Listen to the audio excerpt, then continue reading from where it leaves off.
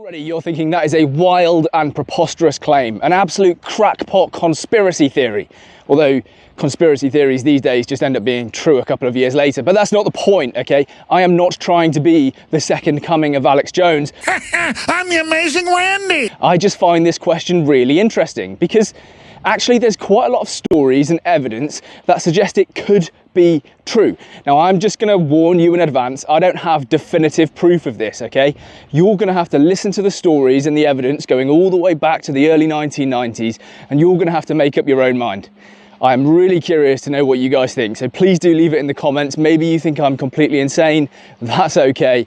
Let's get into it. So why are we even talking about this? Well, it relates to a controversy surrounding some of the prince's recent actions. To start with, he was seen packing dates for Ramadan. You are packing dates faster than I can see them. And by itself, that means absolutely nothing, right? Because King Charles is a public figure and he's just doing public figure stuff, I guess. But next we have the celebration of Iftar at Windsor Castle. And for those who don't know, Iftar is the breaking of the fast at the end of a day of Ramadan. So Muslims during Ramadan, they don't eat during the day, and then they feast in the mornings and they feast in the evenings. And that was celebrated at Windsor Castle for the first time ever. Windsor Castle being the home of King Charles, of course.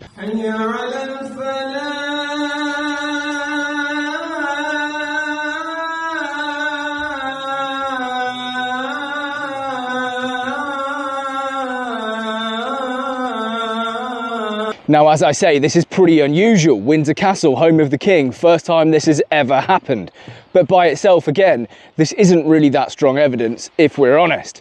The king, after all, he's a Christian, right? And so what words do you think the king had for Christians on Shrove Tuesday and Ash Wednesday, or Lent in general?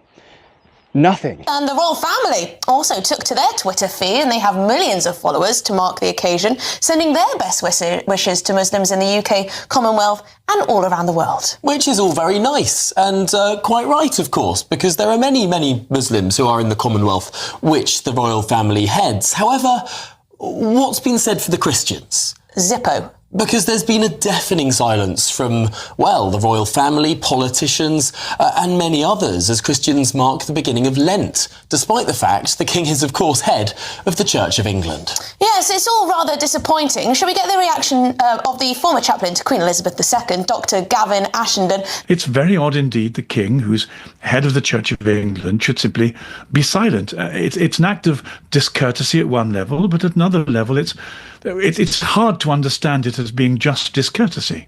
As you heard the former bishop there say, it's quite hard to understand this as just a discourtesy. And I agree. So what other explanation is there, possibly, for the head of the Church of England forgetting Shrove Tuesday, Ash Wednesday and Lent more broadly? And speaking of the Church of England, what did they do for Shrove Tuesday? Nothing. Absolutely nothing. Now, that's not to say that they didn't post on Shrove Tuesday. They did. They posted about getting churches towards net zero and how churches can reduce their carbon emissions. Is that the most important thing for the church on Shrove Tuesday under Charles's leadership? Okay, that's a bit strange. Now, there was a lot of backlash for this, as you might expect, and eventually they started posting a whole bunch of things for Ash Wednesday. But do they not even have a calendar? Are they not Christians? How are they not celebrating Shrove Tuesday and yet still putting out posts? I don't understand it. Someone's going to have to explain this to me. Now, all of that is just the tip of the iceberg, and yet it's what everyone is talking about right now. But let's be honest. We're rational beings, and that is purely circumstantial. It doesn't really show that much by itself. It doesn't really even indicate that strongly that Charles is a Muslim. For that, we need to look a little bit deeper into Charles's past. You see, back in 1993, the Grand Mufti of Cyprus claimed to know for a fact that Prince Charles has converted to Islam. He said that it happened in Turkey, and he said that if you really want to know the truth, look at how often the king travels to Turkey, and you will see that your future king is a Muslim.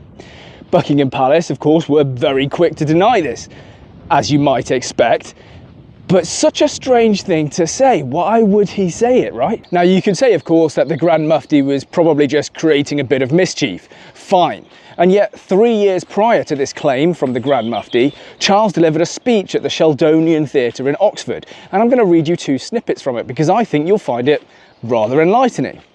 Our judgment of Islam has been grossly distorted by taking the extremes to be the norm. For example, people in this country, England, frequently argue that the Sharia law of the Islamic world is cruel, barbaric and unjust.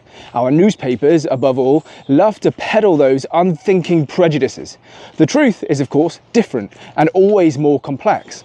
My own understanding is that extremes like cutting off the hands are actually rarely practiced.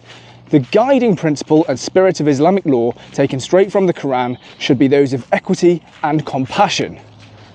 Okay, and then later in the speech, Islam can teach us a way of understanding and living in the world which Christianity is poorer for having lost. At the heart of Islam is its preservation of an integral view of the universe. Why is Charles making speeches like this in the early 1990s? Islam was barely a speck in the demographics of the UK back then. So I don't think you can really argue that it's all about him being a public figure and things like that. Unless, of course, he knew that this was going to expand in the UK to become 10, 20 his lifetime. And look, you're welcome to dismiss these as, you know, he's just a public figure, he's trying to unite people, he's trying to understand something about the world. Fine, you go ahead and do that. But don't forget that this guy is meant to be the head of the Church of England, a Christian church. Anyway, we have another speech from 2006, and this time I have some video footage. And again, it's Charles laying huge praise on Islam. The rights of Muslim women to property and inheritance, and to the conducting of business, were rights prescribed by the Quran 1400 years ago. Some of these rights were novel even to my grandmother's generation. Many of the traits on which modern Europe prides itself came to it from Muslim Spain. Diplomacy, free trade, open borders, the techniques of academic research, of anthropology, etiquette, fashion, various types of medicine, hospitals. Islam is part of our past and our present in all fields of human endeavor. It has helped to create modern Europe. It is part of our own Yes, of course, because basically everything good in Europe, that came from Islam. Women's rights, they've always been at the forefront of the Quran. Okay, Charles. And why does Charles think he's such an expert on Islam anyway? Well, you're probably going to want to take a seat for this. This is going to shock you a little bit. It's because Charles learnt Arabic so that he could study the Quran. Now, think about this. He could have learned Aramaic, the language that Jesus spoke. He could have learned Hebrew or ancient Greek or ancient Latin so that he could better understand biblical texts as the head of the Church of England, but he didn't. He learned Arabic. Now, this is as per an article from the Daily Mail in 2013, and before people say, oh, Daily Mail, yes, Daily Mail, but it directly quotes him. It is true. And it is mind-blowing if you ask me. I find this story, I can't believe I didn't hear about it at the time, but I find this really shocking. Anyway, how good exactly do you think Charles's Arabic is? Well, let's take a listen. Assalamu alaikum. Hayakum maratan ukhra. Fi al-Memlaka al-Muthida. Baladkum al-Thani. Yes, his Arabic clearly sucks, but what did you really expect? He's a guy who took 2 A-levels and only managed to get a B and a C. And I don't want to sound like an academic snob here. I understand that my academic achievements are not the norm. They are in fact very good. But this is King Charles, at the time Prince Charles, a guy who could have had unlimited tutors, the best possible education, everything. And he only managed to get 2 A-levels, which tells me something. He either really hates education, he's very lazy, or he's really rather thick. Now, if he really hates education, why is he spending so long trying to learn Arabic? That must be torture for him, unless he's really deeply committed to the cause. Anyway, that meeting, by the way, that was a meeting with a whole bunch of Qataris, and the Qataris are the same people who walked into his office and dumped 3 million euros in cash on his desk. I'm deadly serious. You can go and look that up for yourself. What do you make of all of this then? Do you find the arguments convincing that Charles could in fact be a Muslim? As for me, I don't really know for sure. He's come out of nowhere and we don't know who he is. What do we know about him? He's leading desperate people. So this is a cult? We don't know who he's associated with. He could be creating an army. Or he could be leading them to their death.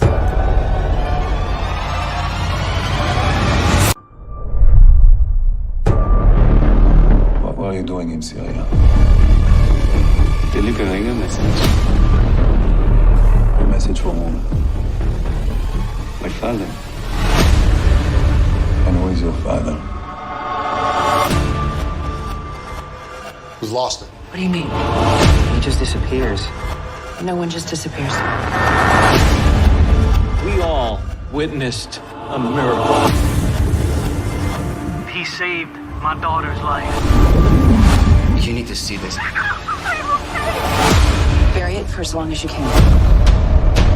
He didn't just click his heels and end up here. He clearly had help.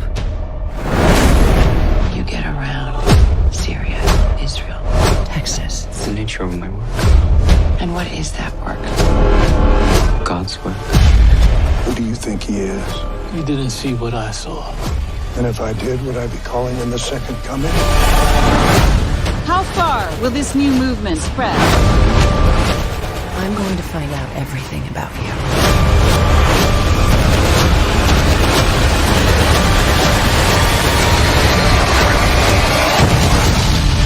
This is bigger than what you can imagine.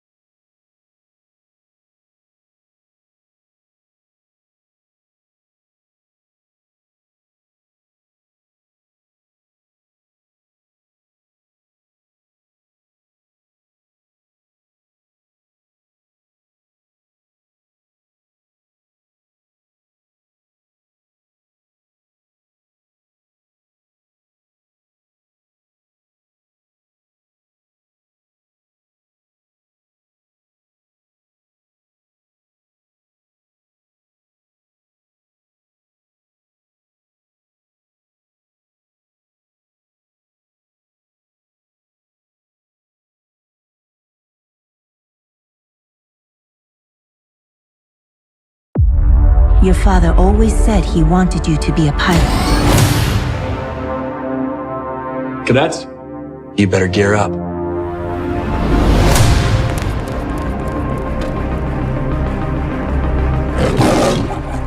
It is time to reclaim what is rightfully ours.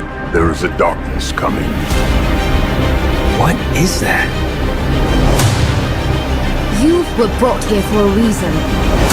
Together, you will form Voltron. The greatest weapon ever known.